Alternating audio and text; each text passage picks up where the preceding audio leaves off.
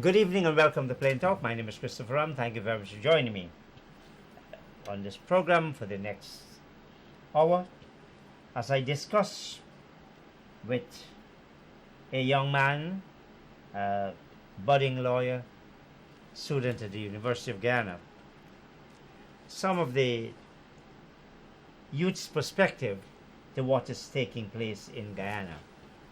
Now, for all the politics in our country, a most significant, though not necessarily a productive or positive development, was two young men fighting to the death in a knife duel in the streets of Georgetown. I'll raise with my guests that question, and then we'll go on to look at what are some of the challenges which youths face, what are some of the issues that surround their lives, for example, the use of marijuana, the question of the cross-dressing case, human rights, the rights of youths to choose a lifestyle of their own making and their calling. But let me immediately introduce Mr. Koby Smith. Koby, thank you very much for joining me on this program. Thank you for having me, and thank you for extending the invitation. Yeah. I'm so glad that you could come. Yeah, that's You are, of course, a final year student of the University of Guyana, Yeah. Law Department.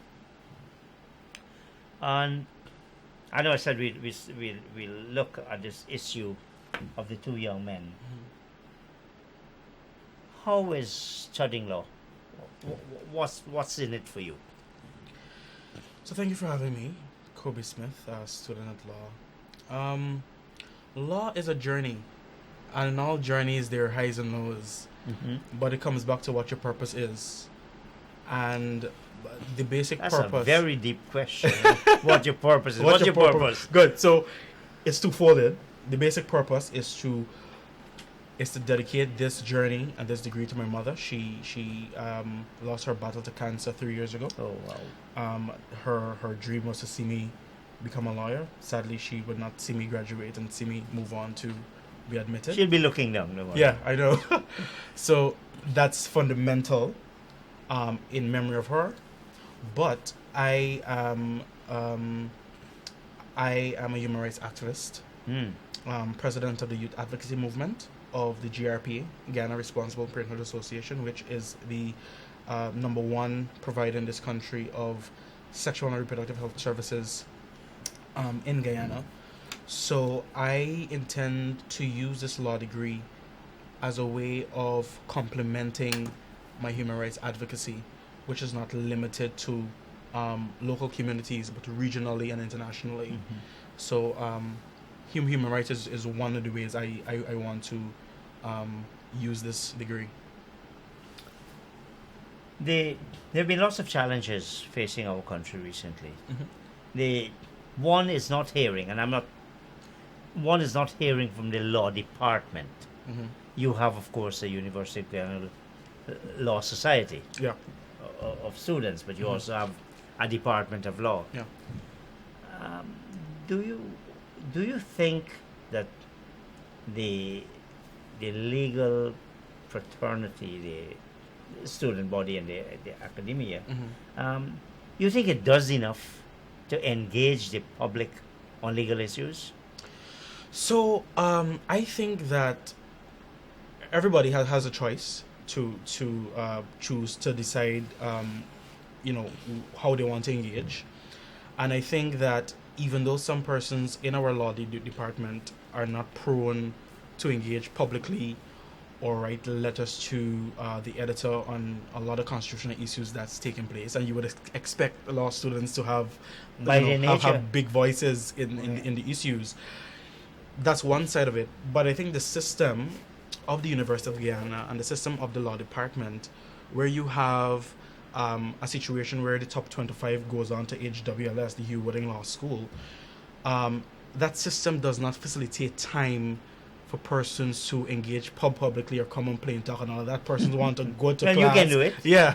Well, everybody's different, but persons just want to go to class, ensure that they do their assignments, they read, and they're in that top 25. So the system in itself creates this mood of tenseness. But don't lawyers and law students, in fact students generally, have that kind of obligation to help to change the society in which they live, to make it better, to point out its weaknesses, and to do whatever they can to make it better? Yeah. Even though the students don't do that through the law department, I know of quite a few persons who are engaged socially in other organizations that they might not wear the hat of the University and the Law Society, but they probably volunteer in this organization or in this community and so on, and they lift up their voices in advocacy and activism in those different ways. But in terms of engaging the public through the society, that's lacking, and it's disappointing because we would only see, whenever we were hearing opinions on the constitutional issues, we would hear from Christopher Ram, or we're going to hear from other people who, the public knows those persons, but you don't find the budding attorneys giving their views, because we're taught about constitutional law and all these sort of issues. Even if you make allowance for the students, and yes, you have a maximum of 25 who have a place at the evening law school, failing which you cannot go on if you want to practice law. But you have the legal fraternity, the legal community, you have the law department. Why don't we hear from them? We don't. So you're including the Bar Association? Yes. You do hear from the Bar Association occasionally. On some issues. Like the other day, they were marching for fitness. They should be marching on Parliament and saying, "Look, what's going on?" Yeah. So, but also it comes back. So again, with the University of Law, the University of Guyana Law Society, and even with the Bar Association, if the people are not pleased with the approach of the organizations, then it comes back to the members of those bodies to hold the leaders accountable, to say, well, for example, with the Law Society in the UG, is for the members to say, here what? We think that we should go a different route, and we think that these are some areas that we should embark upon and not limit. But they don't do that. The engagement. No. So it comes back to people taking ownership and not just limiting it to the leaders of those organizations. You say that part of the problem, why they muzzle themselves, why law students muzzle themselves, is, look, all they want to do is get into that 25. Yeah. But do you then advocate, and this has been a topical issue, the Attorney General has been at the forefront of it, that we should have our own law school? Yeah.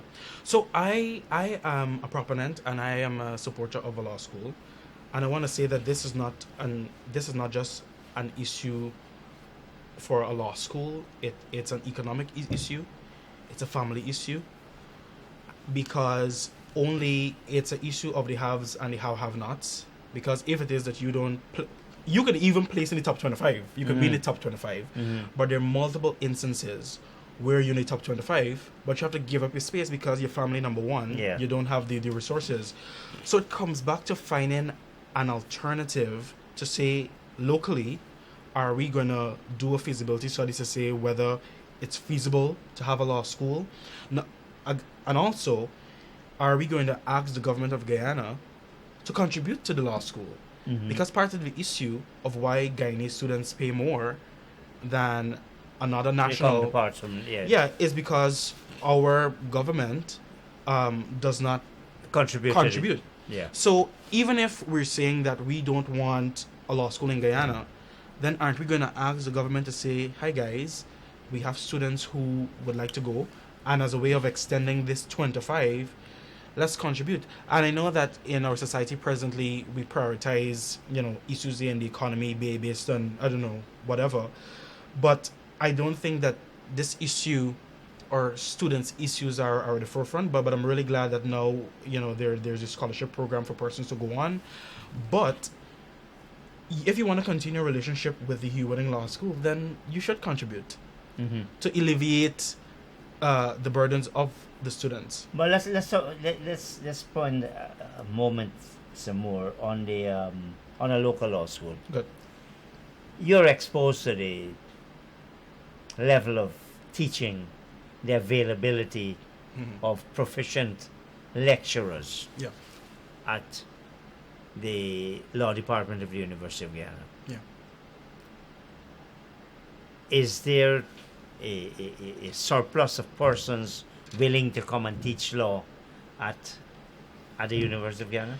Well, there's this talk about Guyana having a large amount of attorneys, and the country is so consumed by attorneys and people in the legal fraternity and so on.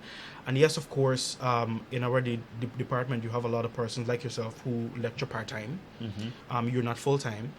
But it's a way of finding those persons that are available.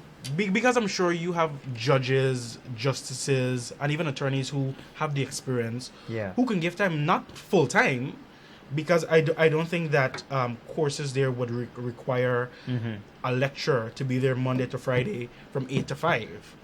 But I do think it is possible to create a curriculum that facilitates both so you full-time. don't see that as a problem? I don't see that as a problem.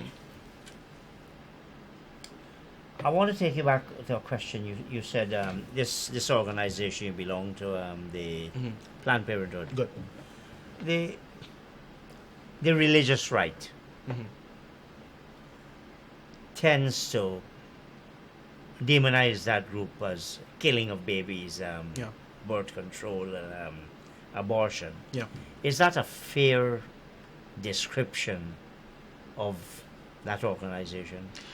I don't think it is fair, and if you look at what's happening in the U.S. with all of the attacks on Planned Parenthood of America, yes, it's a case of where people don't understand the issues generally, and you're an attorney, you would know that the law does not identify a fetus as a human being, but people have different interpretations of what that is, and people have different feelings of when does it become viable. But the law also prescribes and says when it becomes viable. Yes. And we have, and what I want to give Guyana props to, is we have a progressive, one of the most progressive pieces of legislation in this country is the Termination of Pregnancy Act of 1995. Yes. Because you have a lot of other Caribbean countries, like Trinidad, like Dominica and others, that aren't at the place that Guyana is at. We passed this piece of legislation to say to every woman in this country that you have a right to decide on your body. You have full autonomy to say how you reproduce when. When does her right stop and the right of the fetus? Well, the law says, and I think people who are against it should read the Abortion Act of 1995. It says that abortion is legal. Is it the Abortion Act of Termination of... Well, it's the Medical Termination Termination of Pregnancy Act of 1995, and also the Abortion Act of 1995 in brackets. It gives stipulations as to how far up you can go. And so if it's that you're at 16 weeks and all of that, then the doctor must say whether you are healthy enough to take on with that. But why I also say that it's progressive is that you don't need your partner's permission to say whether you keep... Nor is it criminalized. No. And it comes back to human rights, and for people to recognize that it's about body and it's about control, right? And we need to move away from this colonial way of thinking. That's a bit of a feminist argument, though, isn't it? I'm a feminist, so you would hear feminist arguments from me. As part of the human rights, human rights issue. Because we tend to hold on to these archaic ways of thinking, and because we've been colonized for so many years, we hold on to these laws and these views that in 2019 people don't have the right to access health care, because abortion is actually health care. Yes. When is it that a woman is raped? You're trying to say to a woman, you're raped by a man you don't know. Number one, you're exposed to STIs. Number two, you can become pregnant. You're telling that woman that she's to carry through with a pregnancy against her will. Mm-hmm. Something is wrong with our thinking, and something is wrong with our society. You're trying to tell a woman who possibly does not have access to contraceptive use, whether it's condoms, whether it's IUDs, and all that. You're telling her that she can't terminate a pregnancy. Number one, continue with education, and poverty is a big issue that we talk about. Mm-hmm. If you could afford a child, you're telling her that forget about all of that, bring a child. Yeah. But people who say let women bring children, do we have in this society, in the institutions, do we have provisions for family care? Mm-hmm. Is the government going to give $50,000 or $100,000 to these for families? So, or are workplaces sufficiently sensitive? Exactly. So we must. It's time for us to recognize the rights of women and to ensure that they have full autonomy over their bodies. I want to go back to this issue we talked about. Mm-hmm. The 2 youths in Alberton. Yeah, sad. A knife fight to the death. Yeah. What does it say of our society? It says a lot of things, but most importantly, it says that men are hurting. And I say that not with a lot of glee, but because of how men are socialized to be so rigid and toxic and so powerful. Because if you're going to buy a cigarette and somebody doesn't want to sell you, then you're so upset you're going to come back and use violence against the person. But I said it's a matter of socialization, because men are socialized to be rigid. Men are socialized to be emotionless. Men are socialized. But that's an exceptional situation, is that? Yeah, but again, that's not to justify what took place. Mm-hmm. But it's to say that as a society, we need to re-socialize how men and boys are brought up. What does that mean? What? Re-socialize. Number one is to have the conversations in homes with men, to say it's okay if you are having an issue or if you feel sad or whatever, to come and say that. If it's that you need counseling, whenever counseling services are provided, most times women access those services. Yes. And it's because of this toxic and rigid form of masculinity where men and boys don't feel the need to step forward to say that something is wrong. So it comes back to retraining and resocialization of men and boys. But you mentioned just about talking in the home with men, with the man of the home. Yeah. But in many of these homes, they don't have a man. Exactly. And we don't have that because of how society is constructed. And we can go back again to laws. We have the issue of marijuana in this country, which, and I want to make that a link to, number one, absenteeism of fathers.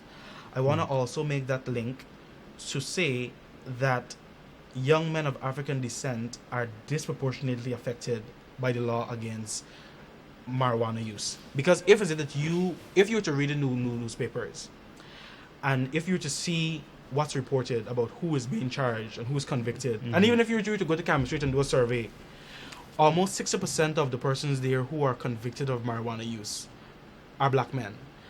And we need to start having a conversation on the impact and the effect of the criminalization of marijuana on broken homes, on absenteeism of fathers, to also link that to say that young women and girls aren't brought up in homes that are supportive and cohesive with both parents there. That has a ripple effects to all these issues. How do you respond to critics who say it's because of organizations like Planned Parenthood and those who talk about making access to this type of abortion options possible, that they contribute to a permissive society, and a permissive society with single mothers. Man just has his fun and he goes his way. So, and again, I want to say, those arguments come from people who are misinformed and don't know exactly what these organizations do. And for example, it comes back to knowing what the facts are. If is it that we want to talk about Planned Parenthood of America, abortion is not the only thing that Planned Parenthood does. Yeah, that's correct. Abortion does cancer screening, yes, which eviscerates and kills women. Planned Parenthood does, and also GRPA, and there's a pro-promotion now, collaboration with GT&T, for women to have free breast cancer screening. People should get take advantage of that for the month of October. But just to say that it's about families to have control of themselves, to come to a place where you access healthcare and services together, and also to be educated about rights, because service provision is one thing, but what we need to come back to a society to talk about is rights and the education of that, and to let people know that rights do exist and you have a right to exercise those rights. We go back to these young men, because they are, and we hope that they are, an extreme case of youth violence, or inter-youth violence. What kind of remedial changes you see in the short and perhaps the longer term that could prevent this type of thing taking place? Yeah. So, and maybe I should ask before you go on. Does our state, does our country do the kind of research necessary to understand what leads to that type of subculture? So let me take the last question first. I think we live in a society where we depend on the UN to come in, and they pay some consultant to do a research, and we have finding, which is okay. But I think locally, I don't think it costs much for you to do a survey or a research program. You have the University of Guyana, which to me is you're supposed to be leading on these issues. Whether it's the Faculty of Social Sciences and so on, where you have students who are doing research. Yes. Tap into that, but it's not just about those issues. All the other issues on the economy, on law, and all of that. All those systems are supposed to be put in place. You have the University of Guyana is one thing, but I don't think that we do well with data collection in this country to influence policy.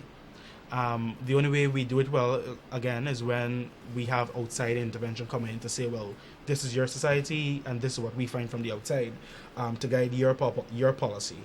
So I think we really need to come back to assessing disaggregated data, but not just data, disaggregated data, to really influence and to see what interventions are needed in the different areas.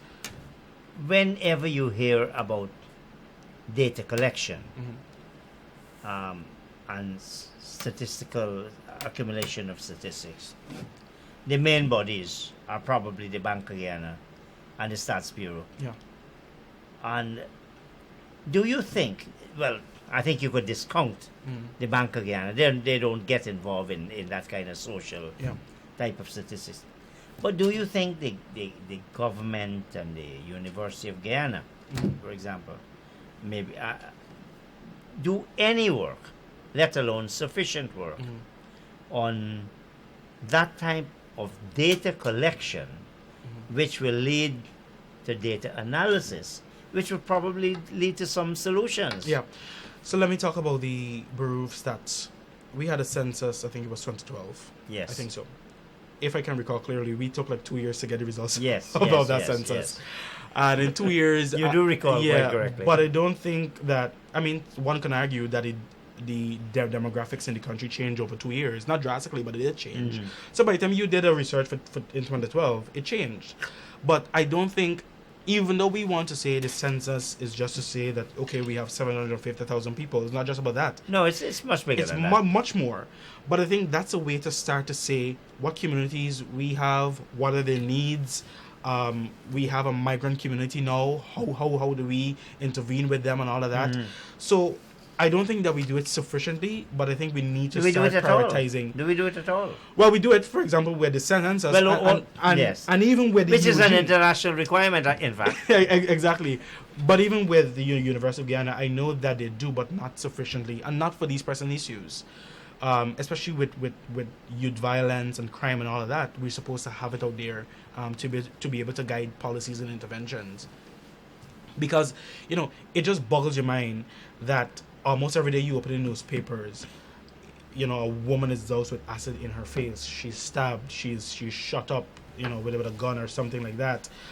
And we all say, oh my God, we're fed up of this. But time and time again, tomorrow you might see that, the day after that you might see that, and you're wondering what exactly as a society we're doing.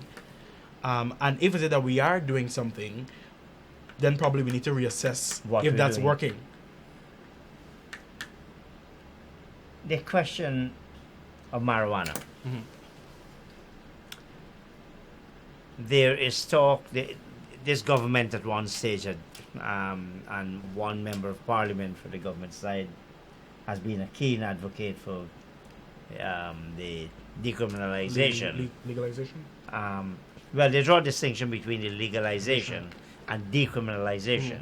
Decriminalization simply means that it's no longer... You take out the mandatory sentence 3 years. Do you see marijuana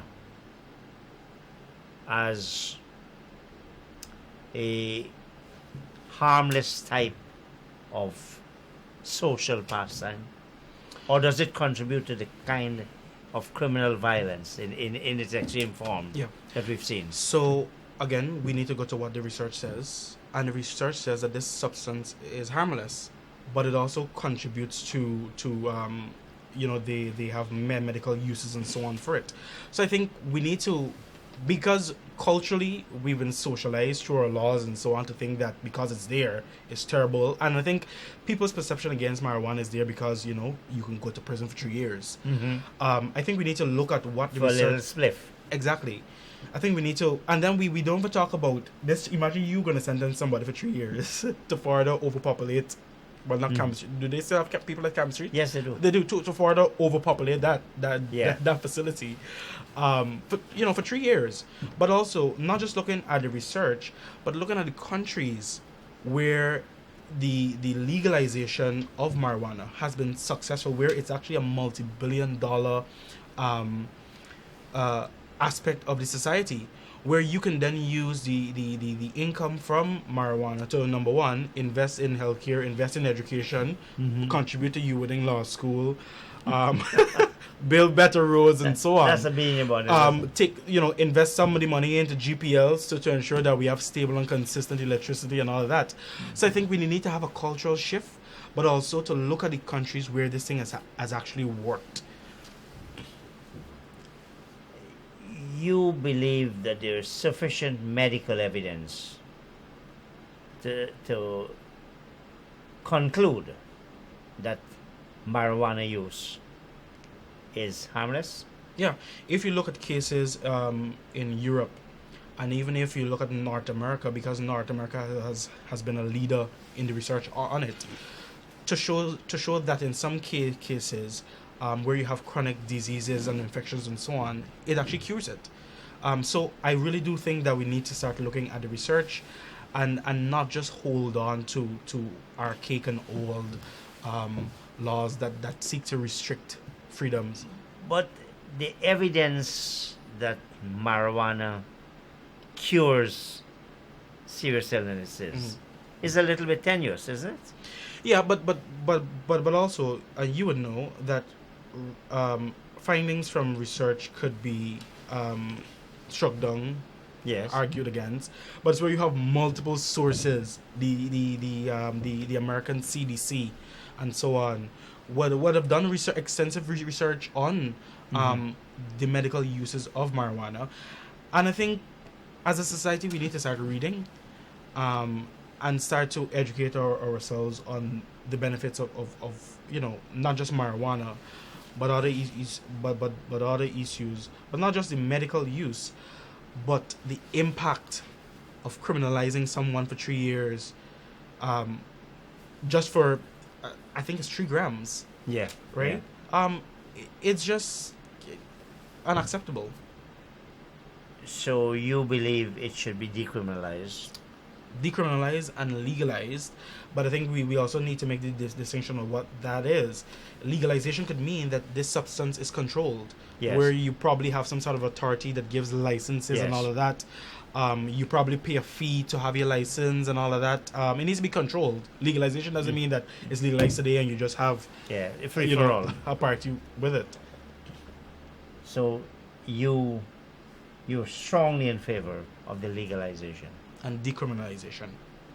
And the same thing for these homophobic type of legislation, like buggery and those things being. And so we can also talk about cross-dressing. Yes. And I know initially we spoke about a woman's right to choose, and I think one of the most progressive judgments coming from the CCJ is a cross-dressing case that was brought from Guyana. Yes.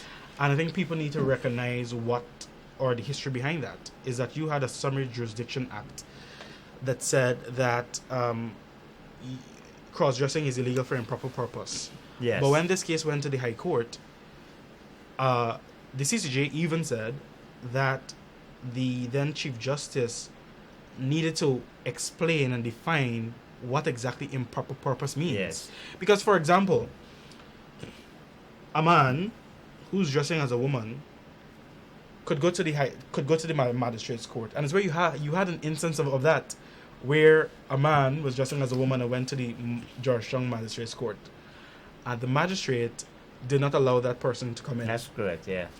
Because the magistrate cited this Summary Jurisdiction Act to say that cross-dressing is illegal for improper purpose.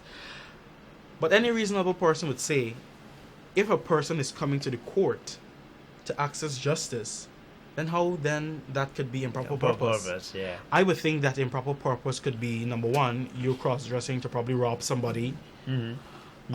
Improper purpose, again, it's just so vague. Explain exactly or define it. But even the act itself needed to say what exactly improper purpose means and what instances, it would regulate that. But I'm really glad that the CCJ took the human rights approach to say that every person is born equal with dignity, to say that you have the right to express and you have the right to dress. You're not harming anyone if you wear the clothing of the opposite gender. Do you believe that we should legalize same-sex marriages? I do, because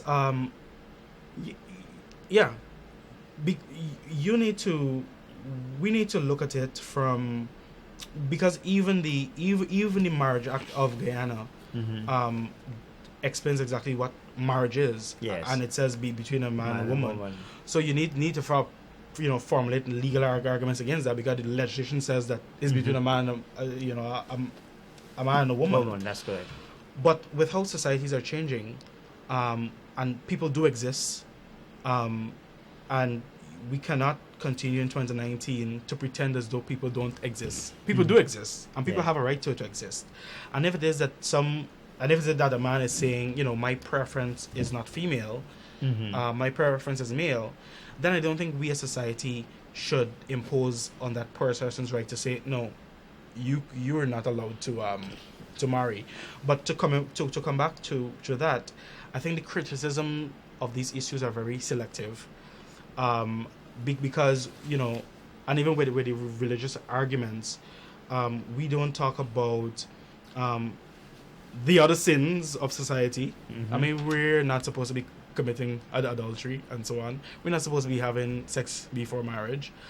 But I think we selectively. Where is that written?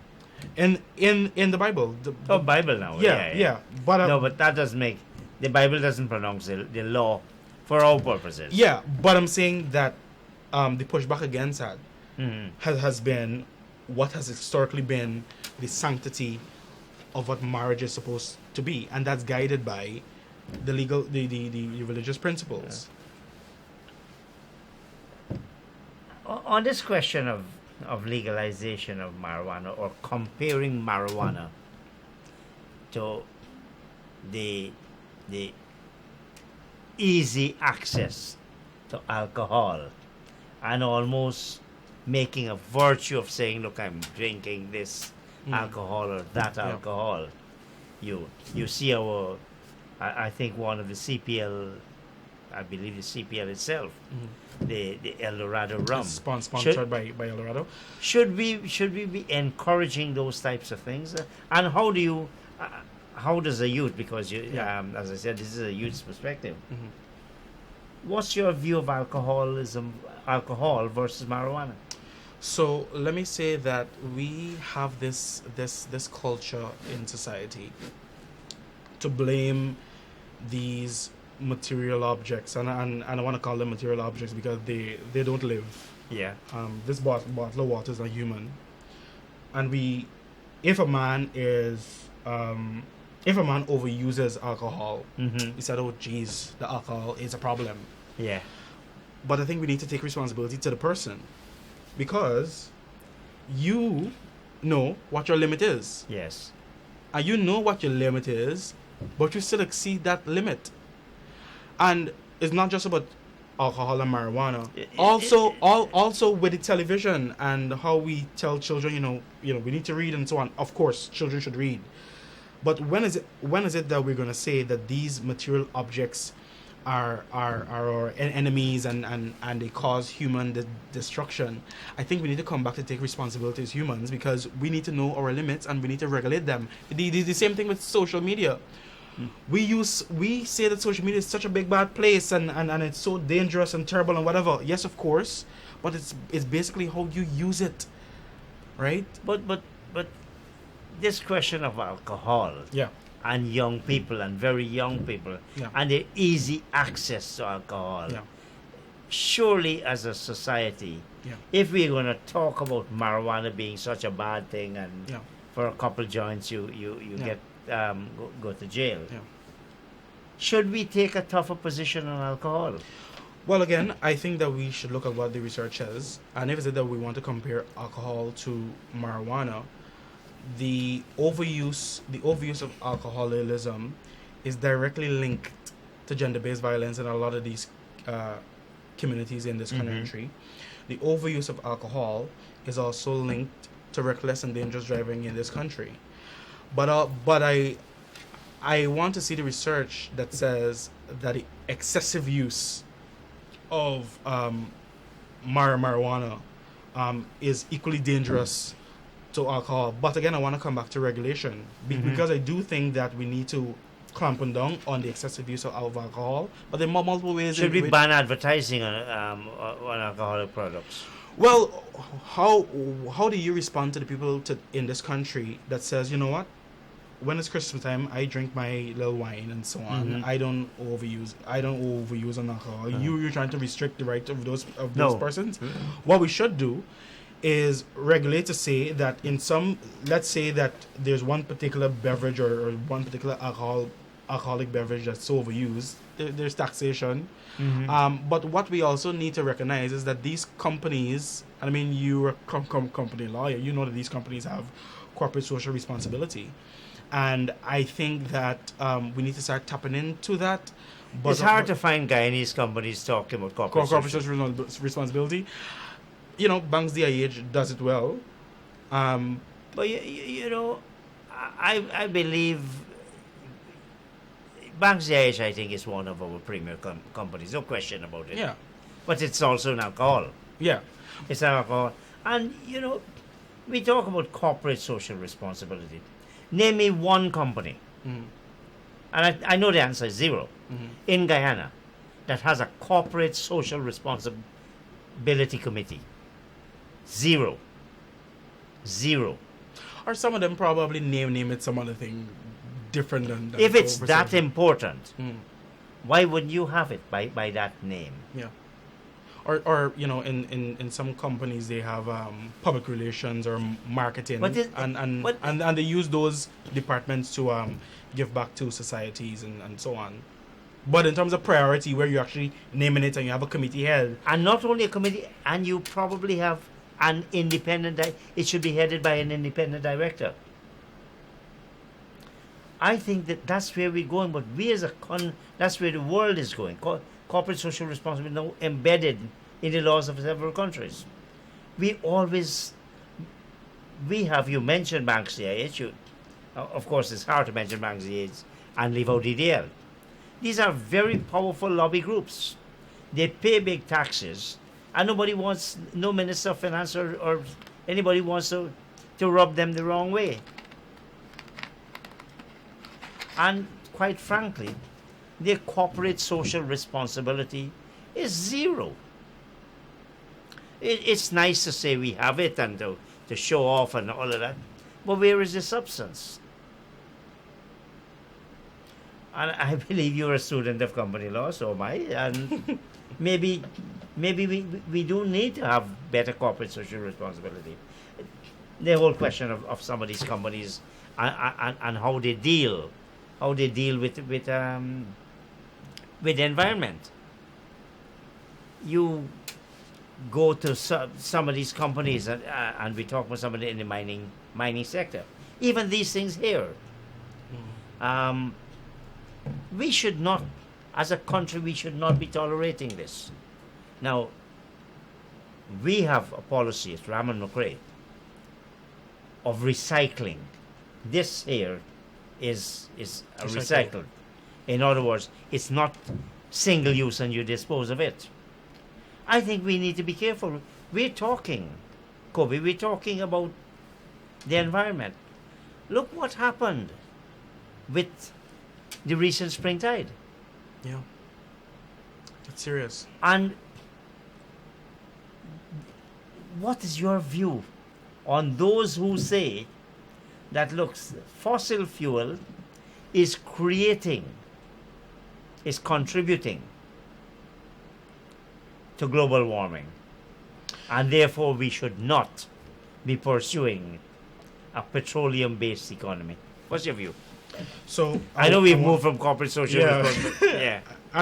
We are having a candid and good conversation. But before I answer that question, I want to say that climate change is a very big issue in the world, not just in this country. But even though it's a big issue in the world and this country, because we've seen the effects, and you would see it in the media and so on, we still have people who deny the science and who say that, no, that's just not how, true or whatever. They deny that these things are actually caused by human behavior. Well, was it Trump who said this is fake news? Trump said that it's a big hoax and all of that, and they pulled away from the Paris Agreement, and they're supposed to be taking the leadership on the issues and all of that, and they pulled away from it. But is that a crime against humanity? Climate change?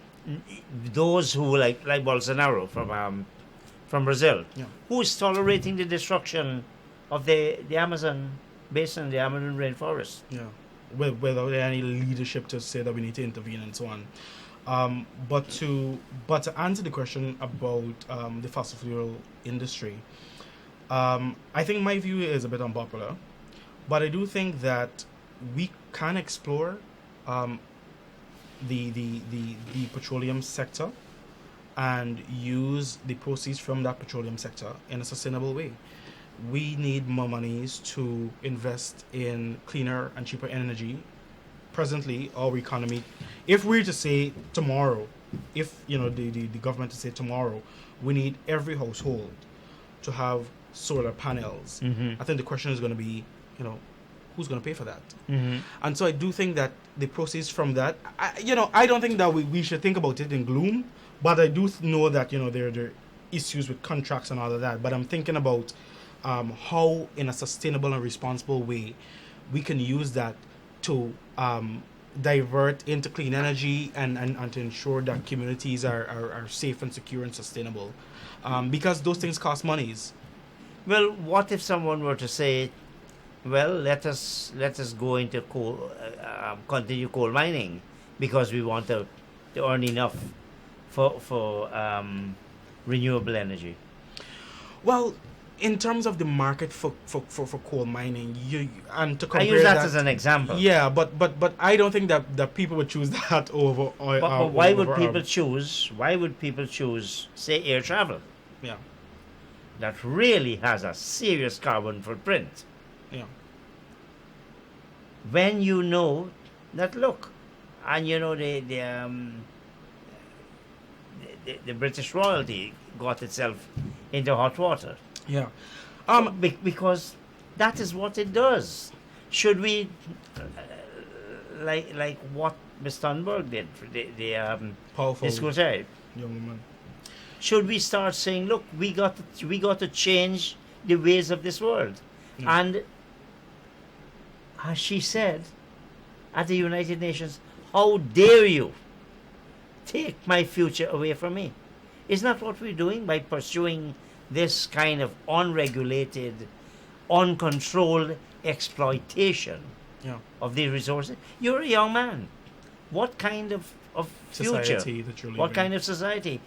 You get a child in another 5 to 6 years, and what kind of life are you bringing them into? Yeah. Are the youth sufficiently alert to these problems and to the existential threats that might be posed Yeah. to them?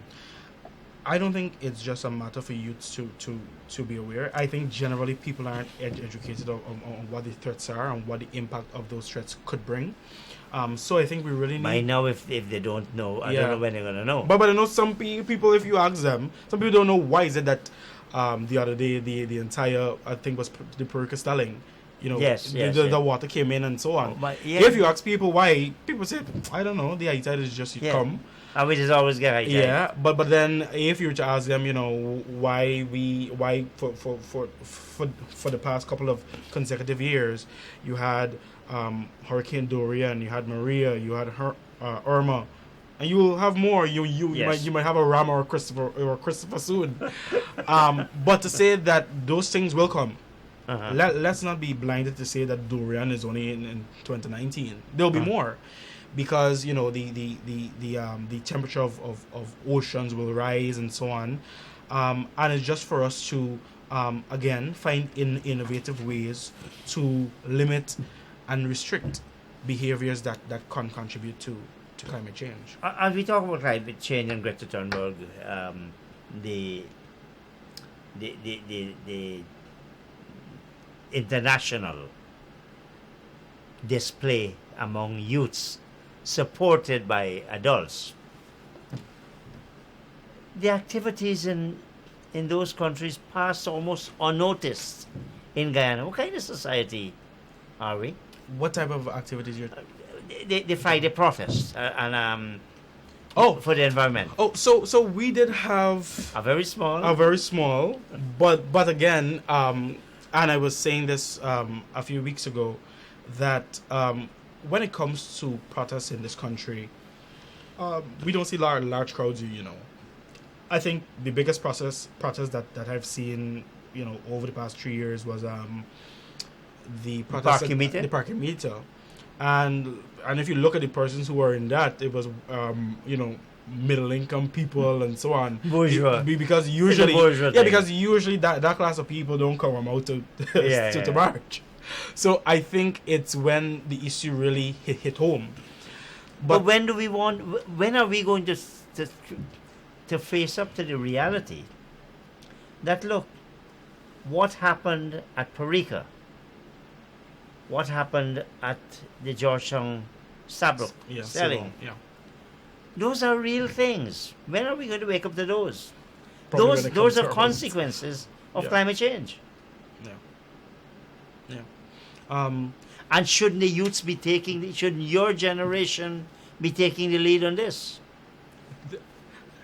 We should, but again, we don't see them in the numbers, and even on the march they had the other day, I doubt we had more than 200 persons there.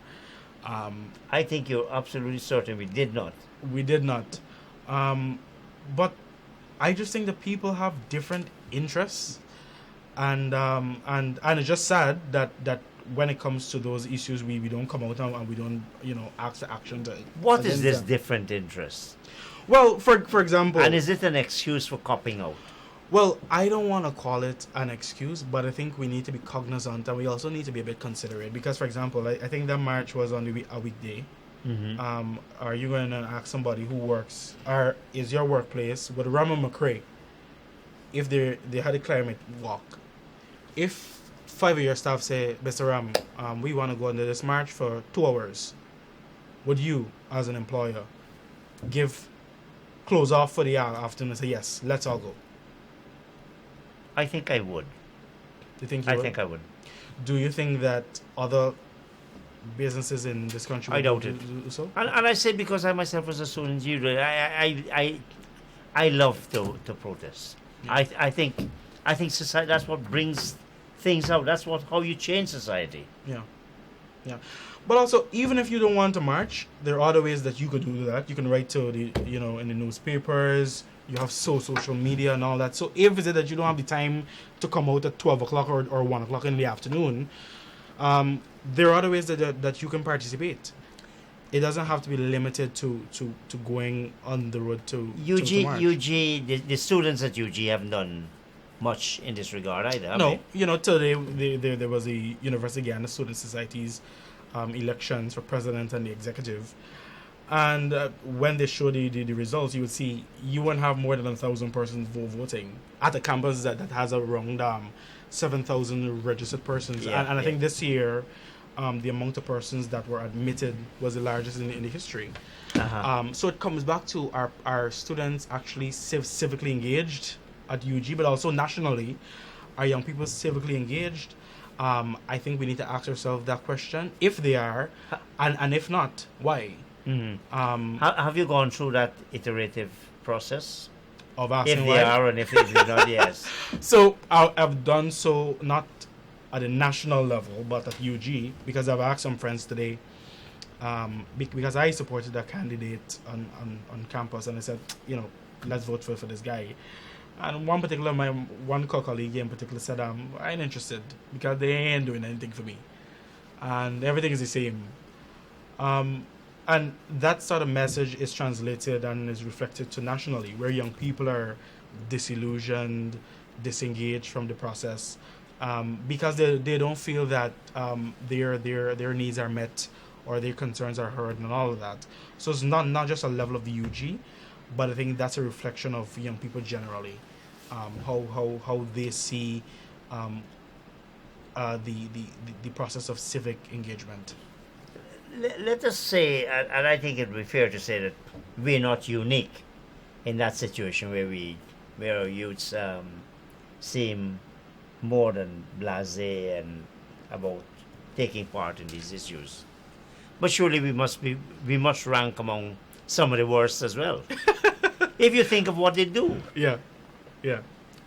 Where are they? Where Yeah. are the youths? But here, and we like talk about where are the youths, and I don't blame if a young person is saying to me, you know what, I don't want to vote.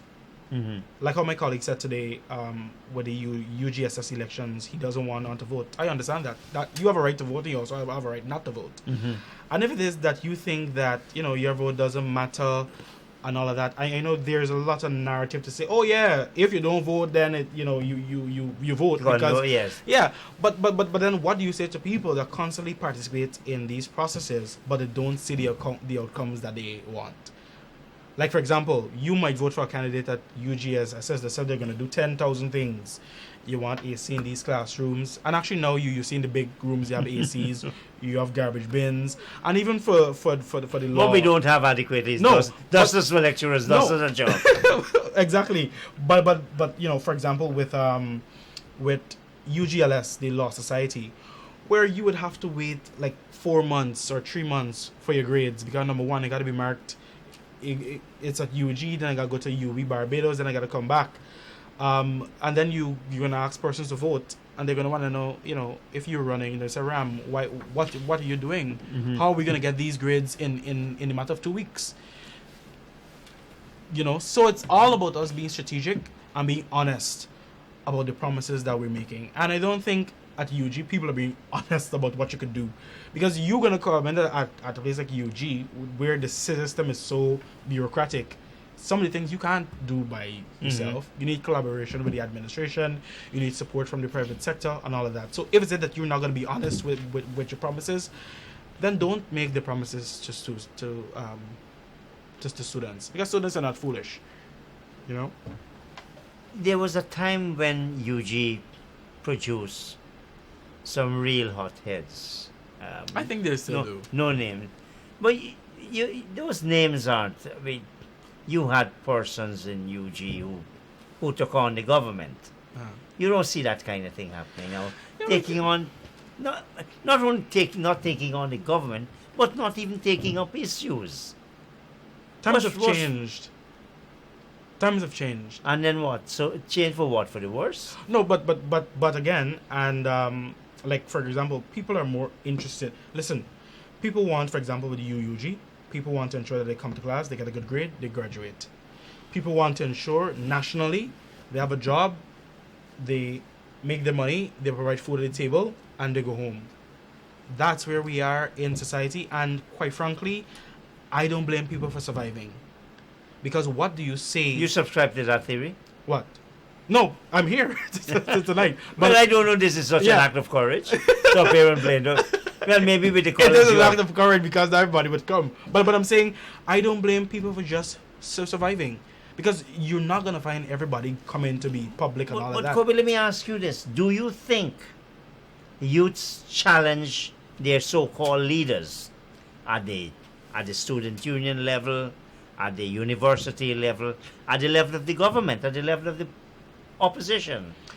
I don't think so, because if let me not say they, because I'm youth. If we did, then we would have seen, because we have a, I want to call it, but it's unpopular. We had a constitutional crisis in this country.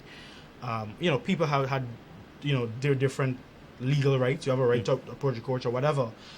But we have a democracy. You can abuse the courts as well, yes. Well, yeah. But I'm saying we had this process that's leading on to a year, and we didn't have the young people come and let's say, what's happening to the democracy? Why is it that it's taking so long for us to clean up this process and get on with elections and so on?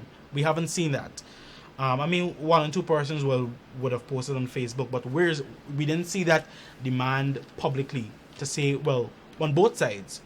We are disillusioned by this fighting and all of that. We're disillusioned by what happened the other day on the streets at Pegasus and all of that. But my last question then, don't you feel by their silence, by their reluctance, by their inertia, they're actually emboldening those inert, those incompetent leaders from wherever? Yeah. Let me say. You just help to keep them there. Let me say. We got half a minute more. Let me say this: if young people don't speak between the 5 years, they speak, and they speak at the elections. They spoke in 2015, and young people will speak in 2020. Well, I don't even know when we're gonna have 2020. They will either speak. Hopefully, they will either speak at showing up, and they will either speak at not showing up. And that will say something, because young people represent 60% of this population, and their voices matter. And everybody already knows that their voices matter. Koby, Mr. Koby Smith. Thank you We've very had a much. Wonderful conversation. Thank you very much for appearing on Blaine Talk. Thank you.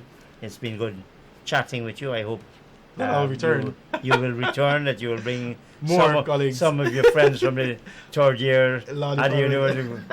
In your class. Operators and viewers, thank you. Good night. See you next week.